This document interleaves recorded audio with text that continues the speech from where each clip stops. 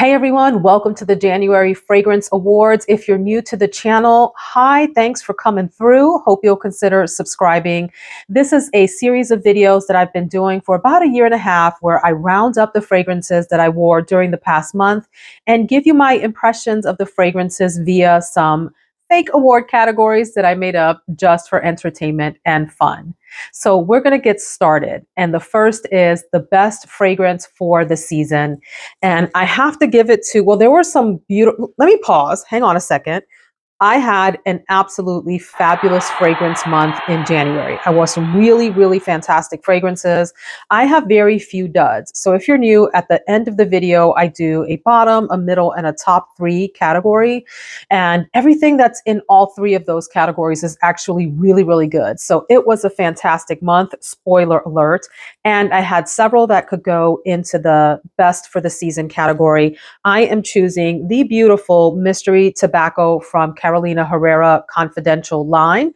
You know that I've been collecting these. I don't know how many of these I have. I want to say somewhere in the neighborhood of between 8 and 10 of these bottles, and then a few of the taller ones, which are the EDTs. As I mentioned in a previous video when I talked about buying this one, it reminds me so much of the classic image that you get of refined gentlemen in a cigar lounge that is paneled with dark mahogany wood walls. It's got that cognac, buttery leather seating. Everyone's drinking the finest liquors and smoking those amazing Cuban cigars. That's what this reminds me of, probably because of the name and probably because of the beautiful sort of brown ambery color of the bottle. The fragrance is definitely a tobacco fragrance. In the base, there's patchouli and gaiac wood. So I would say when I think about this fragrance, it's a heavier tobacco fragrance. I have some lighter ones. This is not one. This is a pretty heavy, serious tobacco. The patchouli and woodiness in the base give this fragrance so much oomph and character that you might not get in other tobacco-based fragrances that just feel earthy. The combination of all of that, plus the tobacco and the opening that has some spicy notes like ginger, make this just a really intriguing fragrance if you're the kind of person that enjoys a fragrance with a lot of personality, a lot of presence, and a lot of character. If you're not a person that minds a fragrance that leans to the masculine side, this is a beautiful one. I put it on in the morning and it lasted me all day. This is an absolute winner of a fragrance and worth the money if you can figure out how to get your hands on it. It's hard to get these in the States. Beautiful bottles, worth hunting down. In the category of the best everyday fragrance, something that you can wear from morning to night, anywhere, any crowd of people, even around people who may be sensitive to fragrances. Listen, if you like a beautiful bottle, this is probably one of the prettiest ones in my collection. It's not Absolue from Bottega Veneta. This bottle shape, the proportions of it, with the little knot on top, the color of the glass, combined with the heaviness of the base, it's substantial.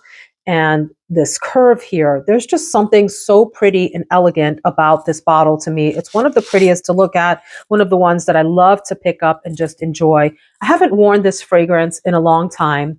Shame on me. This is such a cool fragrance. I love about this fragrance that it smells at the same time very clean. It has a crisp, lovely lavender note, along with smelling warm. So most soapy fragrances, to me, this is a soapy fragrance. When you think of soapy, you think of clean, light, and fresh. In this case, it's soapy with a lot of warmth. This reminds me very much of Neutrogena's Rain Bath body wash, which I have. I've used numerous bottles of that over the year. Love the smell of that. It's like if lavender and honey and soap had a party. Here you go. This is considered an amber fragrance for the most part. I believe there's myrrh and some other notes in here that give this a sort of resinous feeling. To me, it almost smells like there's honey in this fragrance. So if you've smelled Naxos from Xerjoff, which is marketed toward men, if I'm not mistaken, actually, I think it's marketed as unisex. I don't know. Don't quote me on either one of those, but it's sitting on my husband's shelf. I love it. I think it's a beautiful lavender, honey, tobacco fragrance. This is almost like the feminine version of that with a much lighter touch. It's not quite as heavy as that.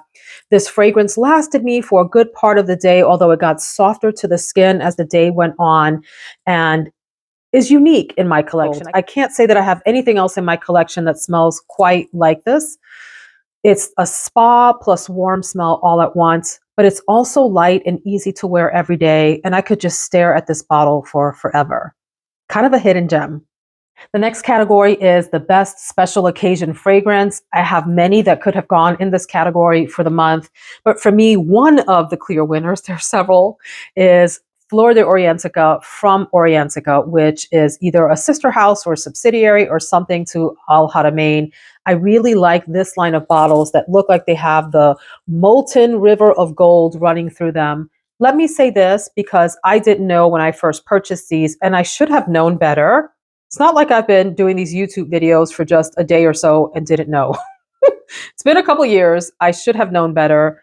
All of the fragrances in this line are dupes for other well-known fragrances, as are the ones from Orientica that have the really gaudy gold cage. That doesn't mean they're not beautiful. If you watched my video at the top of the year, one of my rules for dupe fragrances is it has to be much more affordable, obviously, than the original. It has to have beautiful packaging. It has to have longer. There has to be something very compelling about the dupe that I would prefer that over the original. So this is a dupe for Fleur Narcotique from Ex Nihilo, which is, the price is a little bit preventative on that one for me for right now. I find it to be quite a pricey fragrance. I think I got this one in the 60-ish range, 60 to 70 US dollar range. Big, nice, full bottle. I have smelled Fleur Narcotique. You would have thought that I would have associated the two when I first purchased this, but I didn't. But now I know, friends, and knowing is what? Half the battle. Anyhow, I would still highly recommend this as a dupe, and I really do enjoy the bottles on these. They have their own sort of artistic flair. All of that aside, what are we smelling here? Y'all, let me tell you, if you are into fluty, take two. If you are into fruity floral fragrances that have a little bit of powdery muskiness to them, if that is your zhuzh, this to me is a must have. It's very heavy on the fruit. The main note is a peach note. I have to say, I'm not the hugest fan of peach in fragrances. However, it typically depends on how it's done and what it's accompanied by. In here, do I pick out peach specifically? I can't say that. I do get this beautiful, fluffy fruitiness throughout this fragrance with hints of floral and a nice, chunky dose of this fluffy muskiness that I think make this it makes it an intoxicating fragrance to me, much like Fleur Narcotique is. A lot of people really rave and love that fragrance, and with good reason. It's really friggin' good. So this is a beautiful substitute for that, and one that I would wear to special occasions anytime, any special occasion, anywhere. And I think I would smell like the belle of the ball, so to speak. Beautiful. In the category of the sexiest fragrance.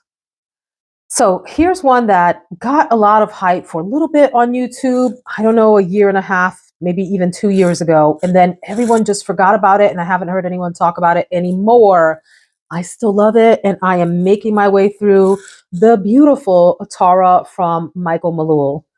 I don't know what happened with this company and why it sort of fell out of favor. I think there was some drama. I don't get into perfume drama. Y'all, it's a bottle of fragrance. I either wear it or I don't. I'm not getting into all of the politics and nonsense behind the companies. Let's not go there, please. Let me tell you what I love about this perfume so much. Beautiful pear and black currant at the top, and it makes its way into the mid of the fragrance, the heart of the fragrance too. So you get this beautiful, sweet, super sweet fruitiness accompanied by vanilla, accompanied by tonka bean, accompanied by other gourmand notes. It's almost edible in its sweetness. The other fragrance that I considered for this is La Belle Le Parfum, which I also wore this month, but I chose this one almost because it's just not quite as known anymore, or people don't know about it. I don't even know if this is sold anymore. Let me go check for you. Why, yes, it is. Let me pause to say this. So it's available on the Michael Malul website, and it's also available on a number of discount sites. Let me say this. There's probably 3 or 4 reasons why fragrances all of a sudden become super hyped and then may die down later. One of several reasons is that the fragrance company, the perfumer, the house or whatever, sends out a bunch of fragrances in PR, right? PR, I think, stands for just public relations. So it's a way to put it out there, and it goes into the hands of influencers on social media. It could be YouTube or Instagram or whatever, to test. They try it out. If they like it, they rave about it. and then it makes the rounds. And that's kind of what happens. It's the way that a house may use influencers as part of their marketing plan. There is nothing wrong with that. Just you as a consumer know that that is happening and be aware of that. And as hard as it is, we all, myself included, even though I'm on this side of the camera, we all have to be careful about falling into the hype. Sometimes I do and sometimes I don't. I'm going off on a tangent, but I just wanted to share that maybe one of the reasons, perhaps this house sent out a bunch of PR at one point. You know, it reached its kind of crescendo on Instagram and then went into the shadows as other fragrances came through in PR. Whoo! Oh, you almost had a tragedy there. Anyway, beautiful, super sweet, almost gourmand level fragrance. Fruity, vanilla, sweet. I mean, just I feel all kinds of girly and pretty when I put this on. Okay, let's move on. Next is the biggest surprise, and I have to give it to Raised Spirits from Navitus Parfums. Why is this a surprise? It's been all over social media along with Chocolate Queen and Venom of Love. There were 3 fragrances from Navitus, sort of in that gourmandish category that made the rounds quite a bit on Instagram, YouTube, TikTok, elsewhere. So why am I surprised? It's because I haven't had the best luck with Navitus fragrances. I've liked some of them. They've smelled good, but they remind me of other fragrances, as does this. I'll tell you about that in just a minute. And I just wasn't expecting to love this. I did try Venom of Love, thanks to Lala. Hi, Lala, from Lala Beauty, who sent me a decant of that beautiful fragrance. Didn't feel like I needed that because I have other cherry fragrances in my collection, but it was nice to scratch that itch and smell it. I haven't tried Chocolate Queen, interested in trying that. This one captured my attention. People said that it smells a lot like Minuit et Demi by Demi Rawling from with Fragrance Du Bois, something she did in collaboration with that perfume house rather. And so I was really interested. I liked that fragrance, Demi's fragrance. I just found that it was exorbitantly priced and didn't last very long, but it is quite a beautiful, soft, lovely, gourmand, edible kind of a fragrance. So is this. And I'm happy to report that this was more projecting and lasted longer on me than that one did. I do want to read some of the notes. I've gotten away from reading notes to people because I don't know that that tells you what something smells like. But in this case, I think it does inform what the experience of the fragrance is like. And I want to point out dark rum as a top note. There's a salted butter fudge accord. So I would say, does it smell like fudge?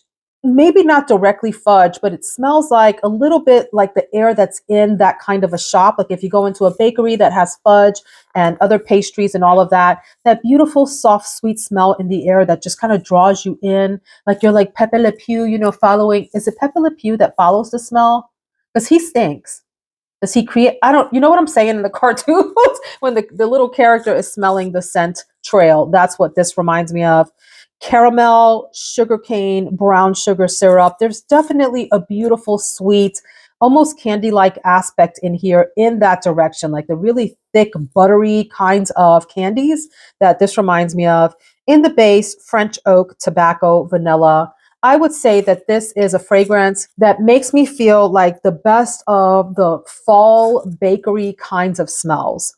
This definitely smells like a bakery shop that has really decadent desserts cooked in it that have cooled down. That's what this reminds me of. It has a pinch, a teeny tiny pinch of masculinity to it. That didn't bother me whatsoever. I found this to be really delightful, wore well, and I do like the bottle. It's a pretty big, substantial bottle. Yeah, I like this, and I got it on sale, and it's a keeper. Biggest surprise. The best bottle for the month is from my favorite line of fragrances. That Carolina Herrera Confidentials line is second place, but like right behind by just a hair to the Maison Lancôme line. It's, for me, the simplicity of the bottles and the fact that they're simple yet elegant. They're pretty substantial bottles. I love the ones that have the 2 plates on them, the newer ones. And I heard that this whole line is being discontinued. I don't know. Don't quote me on that. There's lots of rumors about lots of discontinuation on YouTube. Fragrance videos, I don't know. I hope not, because I really love this line. But it's got the plate on the front that tells you the name of it. And then on the side, there's a plate that gives you some idea of what you can expect in the fragrance. And then a really subtle stamping of the house name here in gold. Beautiful magnetic caps. Anyway, I'm going on and on. It's a really nice bottle. They all look like this, so you don't get a different design one to the next with the exception of this plate. There have been several versions of the bottles in this line. The very first version, if I'm not mistaken, or at least the version before this, had a little bit of a unique design. But then this version, this iteration, all had the 2 plates, and then the latest ones only have the 1 plate. I'm going on. It's a nice bottle. And this Patchouli Aromatique is probably the favorite patchouli fragrance for me in my collection. The name tells you exactly what it's like. Gorgeous, really smooth, woody patchouli. This has almost like a typical perfume background. Like think about the way that clothing smells the next day if you've had perfume, traditional kind of perfume, strong perfume on it. It has just that smell, like almost like perfume counter the day after kind of thing. There's a little bit of that in the background, but it's mostly the smooth. Can you say a patchouli is buttery? Because it feels buttery to me, with a woodiness, and it is aromatic. I believe there's a sage note here, but if I didn't know any better, I would say it also smells maybe like a combination of lavender and thyme and other kinds of savory kitchen spices. I love this and think it's a really elegant fragrance. Then for my least favorite bottles, I have to say I've gotten a little bit of hate for saying this before because the fragrance house is an independent perfumer. Nonetheless, it's my take, my opinion. I spend my money on this fragrance just like I do anything else, and I do expect a certain level of something when you get the fragrance. So with that said, it's from Kyse Perfumes, and it's Delizia de Marshmallow. And I'll just leave it here for you to look at the label on here. Some people like that it's just sort of this homemade, you know, in your garage kind of a label, printed from your home computer and your home printer. That said, don't care for the bottle. The fragrance itself, though, yeah, this fragrance is on the money. So don't let the bottle scare you from this. I wore this to bed, in fact, last night, and I sprayed quite a bit of it. And my husband came to bed a little bit later. He was watching a movie downstairs, and he says, "It smells like candy in here. What is that?" just me over here in the bed, smelling like a little snack. It smells just like it sounds. It's a beautiful, fresh out of the bag marshmallow. You ever open the bag of marshmallows and the smell is so rich, it's almost like wet to your nose? There was a little bit of that happening here, like that powdery, marshmallowy. Powder and wet don't go together. I said this in another video before, and a few of you laughed with me. But if powder could be wet, it smells like a wet marshmallow. It's so good. This is a really nice fragrance. Fairly long lasting too. This projected for quite a while. It was the kind of thing, TMI, when I woke up in the middle of the night to go tinkle and I came back, the entire bed just smelled like a big, juicy, fresh marshmallow. Yeah, so I would absolutely tell people to get a bottle of this. I just am not crazy about the bottle and the sticker. We'll just leave it at that, okay? Okay, so I'm getting to the point now where I am starting to wear fragrances over and over again. I try to rotate quite a bit through my collection so I can show all of my bottles love, and that's still happening. But because I have slowed down on buying, I'm able to enjoy some fragrances, and I've chosen to enjoy some fragrances more than once a month. And one of those is the absolutely gorgeous Shunkoin from Xerjoff. Love these little bottles. So this fragrance smells like the most comforting, cocooning, tea, spa, soft, creamy, coconut, milky kind of a fragrance. I know creamy and milky can be a little bit different, but in this case, imagine the cream and the milk are together in this. Okay? I don't know how else to describe this except that it feels like a luxurious, not because of the name, y'all. Now, we can totally be influenced by a house name and the price point and the marketing to think that something is a luxurious feeling. I'm just telling y'all this actually is luxurious to me. It is delicate, however, so it's not a powerhouse fragrance. It is really sort of close bubble. But I made the joke in a previous video that if I could come back as a fragrance in the next life, it might be this one. This might be the one. Shunkoin. Something so just comforting and cozy and absolutely superbly lovely about this that I can't even put into words. Like the smoothest, most cocooning feeling that this gives me. I want to douse myself in this. So I'm making my way through. I have the dent to write about here, which for some people may not feel like a lot, but when you have a collection like this, that's saying a lot about this. It's one of those fragrances that I can't stop sniffing and coming back to. I love it. Look, I'm hyping this one up. I'm not encouraging you to go blind buy stuff. I'm just saying this one is fantastic. And a few people have commented that they've purchased this off of my recommendation and also really liked it. So take that for what it's worth. If you have tried Shunkoin and you're not impressed with it, drop it in the comments so that people that are listening can see a variety of perspectives and make a decision about the fragrance on their own.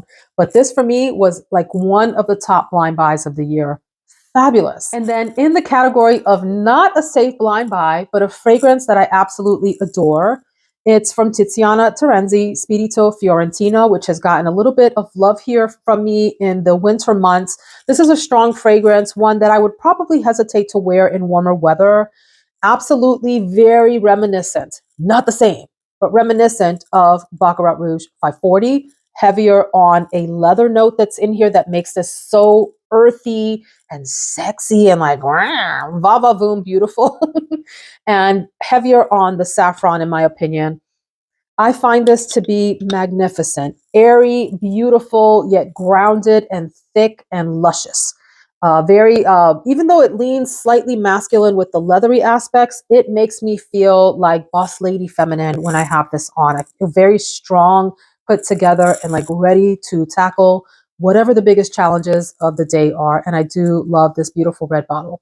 But it's not a safe blind buy because it is very strong and it has some masculine aspects to it that I think can be very intimidating, particularly for people that are newer to fragrances or for ladies that like to smell absolutely on the feminine side. So that's my hesitance here for this being a blind buy for folks. So we're going to do overhyped and then hidden gem or maybe underhyped category. In the overhyped category, and I'm late to the party on this, it's Vanille from Outremer, and I think that there is a retail outlet associated with this. Is it Urban Outfitters? I don't remember where people were saying that they picked this up. There's a whole line of these. They're actually really interesting fragrances. I have another one. I think it's Orange de Petitgrain or something like that. I have to say, this does have a lot of appeal. It's very much like a cotton candy vanilla, a bright, fresh vanilla with a lot of sweetness to it. So in that way, it's a great like bedtime fragrance, great layering fragrance. It tends to feel a little bit on the little girl side for me. That said, it is nice. I just don't see how this is as exceptional or noteworthy as people made it out to be. Would I say get it? Sure. If you want sort of a simple vanilla that you can layer with things that you can wear on its own, if you just like that solo note kind of experience, this might be a nice one. Very sweet vanilla, between $20 and $30. I'm not terribly impressed with its projection or longevity. So in that sense, I think it was a little bit overhyped, but definitely a nice fragrance. And then I have two in the category of underhyped or hidden gems. One is Tobacco Pod, another independent perfumer. For the Scent of It is the name of the fragrance house. I found this on Etsy, and I really like that it's a gentle tobacco for people who are intimidated by a tobacco note. You're not sure what you're going to get, or you think it's going to be a little beastly on you, or smell too earthy or dirty or whatever. This is none of those. I find this to be a really nice, very sort of light in the air, playful tobacco. I detect some spices in here. I would say they are in the neighborhood of like chai spices. And it's sweet. It's sweet. There's a little bit of like syrupy sweetness, but not overwhelming and definitely not in the sticky category. This stays a little bit brighter on you and is pretty projecting and pretty long lasting. The bottle itself, I think this is a 1 ounce. I think I paid in the neighborhood of $60-ish for it.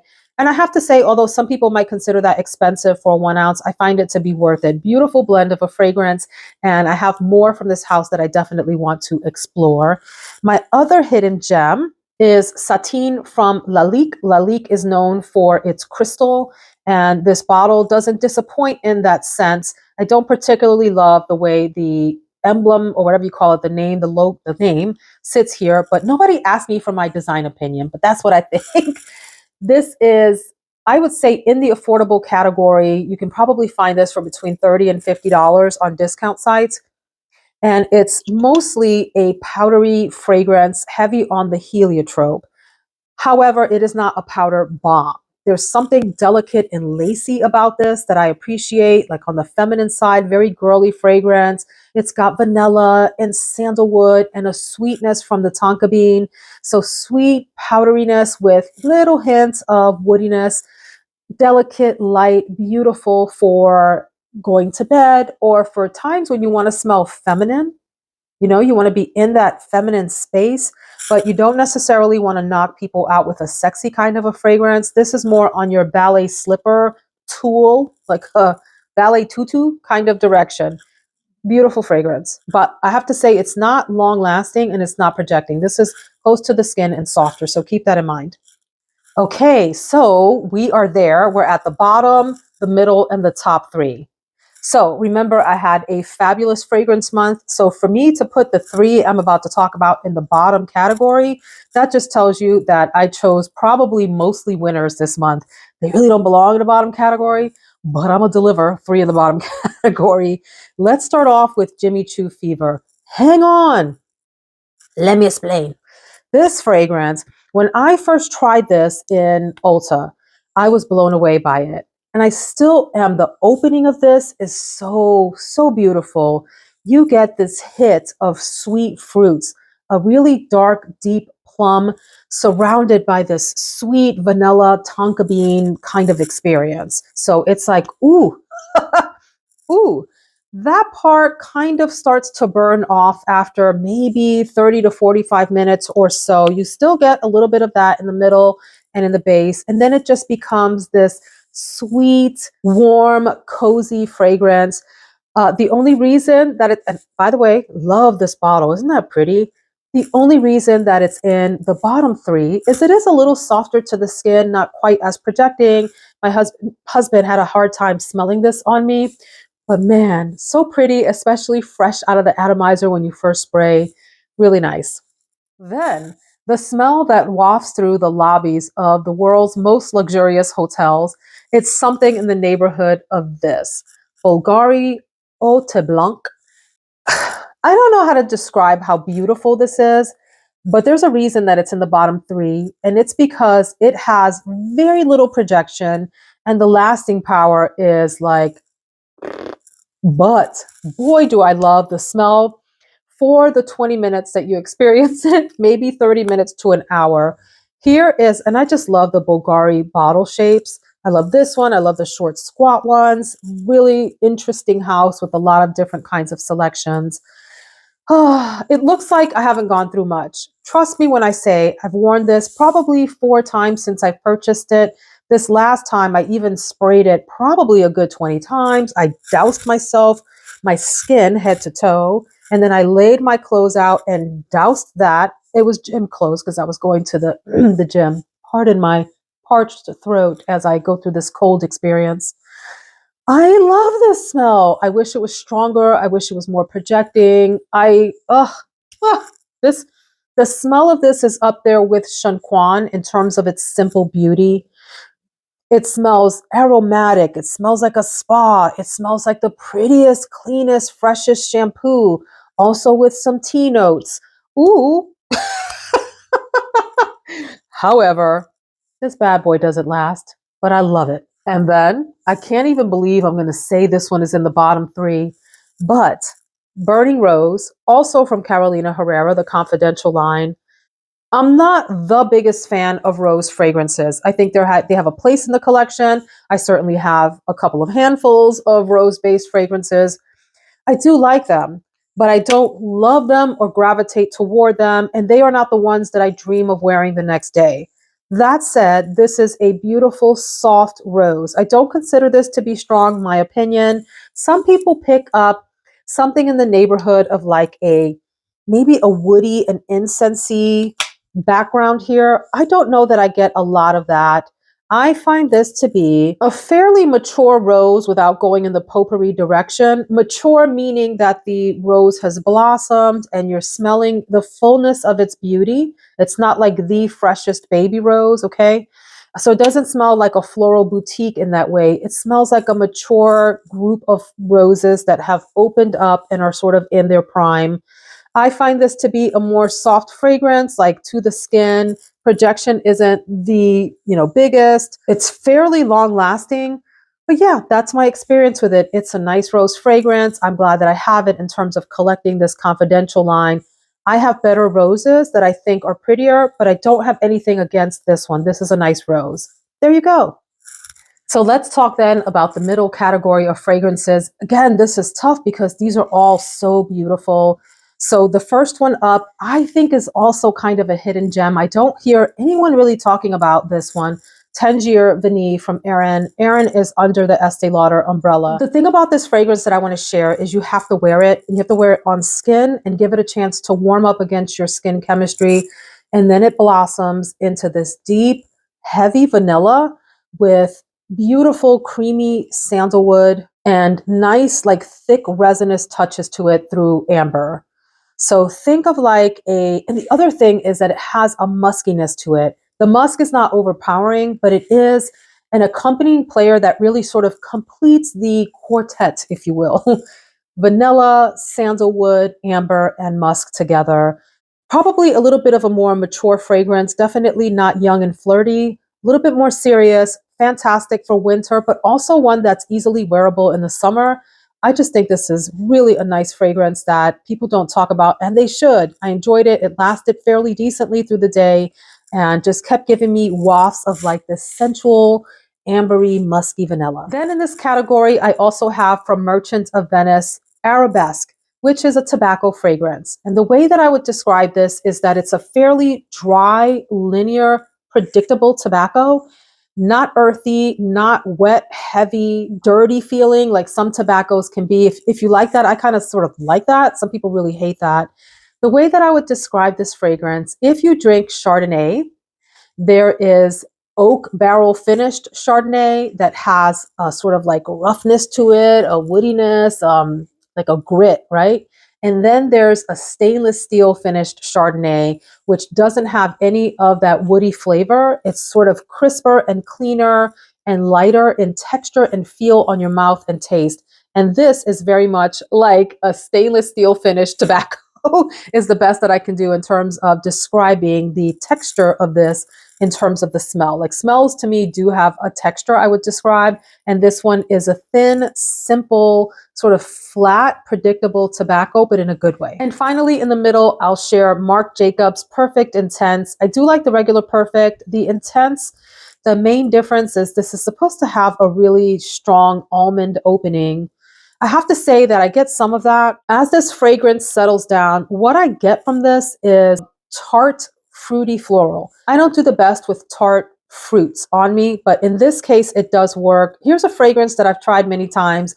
And then I heard Liz Tolbert by that channel. That's the name of her channel. I'll link her below. Check out Liz. Liz is that girl that you want to have lunch with. You want to go hang out and just get to know her. Really cool woman and great channel.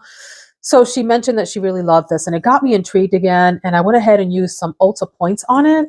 And I do have to say, it's a really pleasant fragrance, like an everyday, likable, fruity floral, but a little bit more on the sharp and tart side than maybe your sweet florals like Atara that I mentioned before. So yeah, glad I got this. I really think you either love or hate the tops on these. I've gone through both. I've hated them at some points, and at other points, I have thought that they were really cute and kitschy.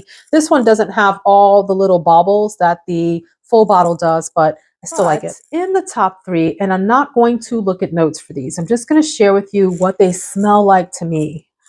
I've talked about a couple of these recently, and so maybe you're sick of them by now, but in the sort of most polarizing of categories, Black Orchid from Tom Ford. This is the Parfum concentration. So there's a black bottle of this that is an eau de parfum. This is considered a parfum. I mean, hello, look at this gold bottle. I do have to say, I don't love all Tom Ford fragrances, but I like a lot of them. There have been some that I sold off or just didn't work for me. The Black Orchids work for me. Really strange, bizarre fragrance, not for the faint of heart, not for people that are new to fragrance by any means, because you might smell this and be completely repulsed. I had one fragrance friend here on YouTube tell me that this smells like mummy farts to her. Wow. Somebody said this smells like a decaying corpse. I saw in another comment that when Tom Ford described to his perfume team what he wanted this to smell like, he said that he wanted it to smell like a man's crotch. Oh my gosh, like, whoa, clutch your pearls. I have to tell you, This is probably to me one of the most exquisite smells, but it's absolutely like we talk about acquired taste in food. This is an acquired taste when it comes to fragrance. So it's earthy. It smells a little slightly bit chocolatey. It smells like wet mushrooms. It smells sensual, sexy, everything. There's no description. This thing defies description. Even wet dirt, I would say, with hints of patchouli. This is a kitchen sink fragrance. There's a lot happening in here. The best that I can say to you is go smell this. I had a chance to smell it at Sephora. I mean, I have the black Orchid bottle and I have Wall de Fleur Black Orchid Flanker. But this one here is probably, well, I don't know if it's my favorite over the Wall de Fleur, but absolutely magnificent. You put this on and it just takes over. It's like, I got it from here, boo. You go hang out over there. I'm taking the wheel, taking charge for the day. And it has incredible presence, incredible projection. Husband loves this on me. I love it on him.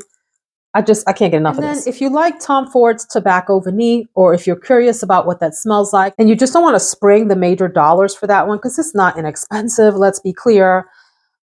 Amber Oud, the tobacco edition from Haramain, is a beautiful substitute. It smells just as fabulous. No one can tell the difference in the air. I dare someone to tell me that they can tell the difference. Yeah, look, and these bottles are really nice. This is, again, probably in the $50 to $70 range, depending on where you purchase it. There's been a lot of tobacco fragrances in this video, but that's also because I wanted to reach a lot for them as the weather got colder and heavier. This is a gorgeous, I like Tobacco Vanille. You have to enjoy what some people perceive to be a root beer kind of smell, or even a Coca-Cola kind of smell. I don't pick that up, but if I sniff on this long enough, I can see why people make that association. So think about the beginning of a root beer drink when you first taste it, like the smell that hits you. This one is absolutely, to me, a wetter, heavier, thicker tobacco with some beautiful spices in it also. Wears very well, super long lasting, no complaints about this. And then a bottle that I really enjoy picking up because it's so substantial and there's just something about this that I like aesthetically. It's Rogue from Rihanna. The part I don't like is the little spiky things at the bottom. I don't quite get why that's there, but I like the texture. ASMR. I like the texture of the cap. I love that it's a big, huge bottle for a very inexpensive price. This smells very close to Bottega Veneta from Bottega Veneta, which is a beautiful leathery fragrance with hints of patchouli. This one has also a plum note at the top and some other fruits. There's a suede aspect to it. It's almost like a slightly suedier version of Bottega Veneta, and lasts pretty decently, projects well, and I just think is a beautiful introduction to the leather suede family for those of you that are a little bit intimidated by that, and the price point is great. You can probably grab this for $20, $25 somewhere, y'all.